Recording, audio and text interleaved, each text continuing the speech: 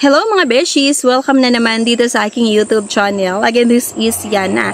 At ayun nga po, kahit naka-vacation tayo, ay tuloy-tuloy pa rin po yung pamimigay natin ng impormasyon patungkol nga po sa utang. Iba't ibang klaseng pwede nating mahiraman online. So alam nyo ba, sa area namin na ito ay napakahirap maghanap ng signal. Pero nung last time nga, nakasagap kami ng signal, ay ba, ang dami pa rin po yung nagtatanong sa akin kung ano nga ba yung mga ibang inuutangan ko. Maliban nga doon sa mga legit na pwedeng mahiraman online, ano pa, kung sakaling ma-decline doon or ma-decline sa mga bank loan, ano pa yung mga nasubukan ko na medyo okay siya utangan para sa akin. So by the way mga beshies, ishare ko lang sa inyo yung isang loan app. Pero syempre mas maganda na gumawa na lang din po kayo ng sarili niyong research. Maari po kasi na okay yung naging experience ko. Kasi naman po nagbabayad ako on or before yung due date. Pero baka yung mga iba, meron silang experience na medyo hindi nila nagustuhan. So nasa sa inyo pa rin kung gusto nyong subukan. Disclaimer lang ha, hindi rin po ako binayaran ng loan app na ito para i-share sa inyo. Pero yun nga po, based sa aking experience, ito yung mga naranasan ko at nasa sa inyo pa rin na mag-decide kung gusto nyong itry. So by the way nga po pala mga beshies, yung Cash Express ay isa sa mga nasubukan ko na nag-o-offer ng may mas mahabang payment terms. Minsan hindi lang isang buwan, inaabot yan ng months, 5 months, hanggang 9 months, ganyan nag-o-offer sila. Kaya lang kasi, pag mahaba yung pinili natin na loan terms, mas malaki din po talaga yung interest at yung processing fees. Pero kung nanghiram ka, based on my experience, kapag nanghiram ka sa Cash Express, tapos binayaran mo din naman siya agad-agad after ilang araw, hindi naman po ganun kalaki or kataas yung interest and processing fees. Okay? So, yun lang yung experience ko ha. So, ayan, ang Cash Express nga po ay nag-offer hanggang 20,000 loan amount at isang valid ID nga lang din po yung requirements. Pwede tayong makautang. Hindi naman po sila humihingi like ng mga payslip, ng mga company ID, or iba't ibang klaseng requirements, COE, ganyan, or yung mga proof of billing. Sa Cash Express nga po, isang valid ID lang yung requirements, pwede nating itry na manghiram sa kanila. And based nga din sa na-research natin at sa experience, ay napakabilis yung pag-process nito ng ating loan application.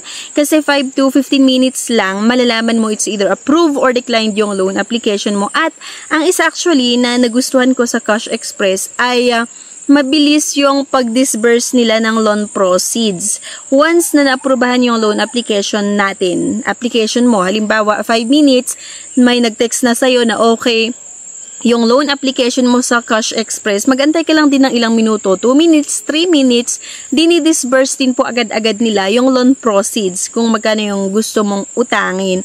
So, yun yung isa din sa mga nagustuhan ko na mabilis yung pag-disburse nila. For example, kailangan natin para sa mga pang-emergency na pangangailangan or for emergency purposes ay talagang maasahan siya kasi mabilis yung pag-process nila ng loan application at dinidisburse nga din po agad-agad once na naaprubahan nga yung loan application natin. Kung i-compare ko kasi yung approval time ng Cash Express doon sa mga ibang kilalang loan app or mga legit na loan app din na pwedeng mautangan, yung Cash Express, yung isa sa mga nakita ko na napakabilis yung pag-message nila once na may status na yung loan application, kung declined man yan or approved man yan, nagme-message agad sila kung ano nga po yung status ng loan application. So at least, diba, makakatulong sa atin kasi kung halimbawa approve, edi pwede nating kunin agad yung loan or disburse nila agad, or kung sakali na declined yung loan application natin, at least makakagawa tayo or maghahanap tayo ng ibang option na kung saan pwede tayong makahiram. Kasi meron akong mga na-try ni ibang mga legit na pautangan online, yung mababang interest, mababang processing fee, kaya lang kasi medyo matagal yung pagbigay nila ng status ng loan application. Minsan inaabot ng 1 oras, 2 oras, or 3 oras. Minsan pa nga 1 araw bago mo malaman kung approve or declined yung loan application mo. Kaya, syempre, di ba ang hirap yung umaasa ka na ma-approvehan yung loan application mo, then na-declined pala at the end or after 1 day, tsaka nila sabihin na declined. Kaya yun yung isa sa mga nagustuhan ko, kaya ako kino-consider din talaga tong Cash Express or inuutangan para nga po sa pang-emergency na pangangailangan. At pagdating nga po sa pag-disburse. Kasi may mga na-try ako na magagandang loan app talaga in terms of interest and processing fees, ay mababa naman talaga. Kaya lang inaabot ng 3 oras, ng 5 hours, or minsan pa isang araw ang makalipas bago nila i-disburse yung approve na loan amount.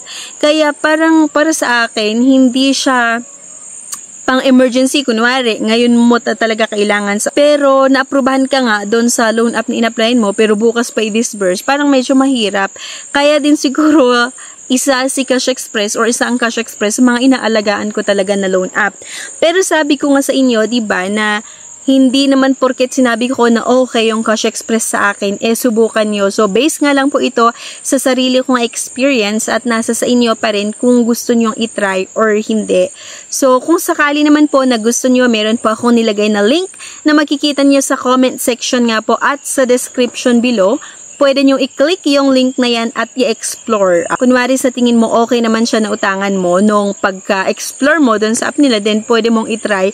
Pero syempre, utang lang tayo kung talagang kailangan natin ng pera nga para sa mga hindi inaasahang pangangailangan. Pero kung uutang ka lang para sa luho, ay please lang, wag mo nang subukan talaga na umutang sa mga loan app or sa mga pautangan online para at least wala kang isipin na babayaran. Pero yun nga po, para sa mga hindi inasahang pangangailangan, isa nga po yung Cash Express na kinoconsider ko na hiraman, pero yun nga po, nasa sa inyo pa rin, desisyon nyo pa rin yan, okay?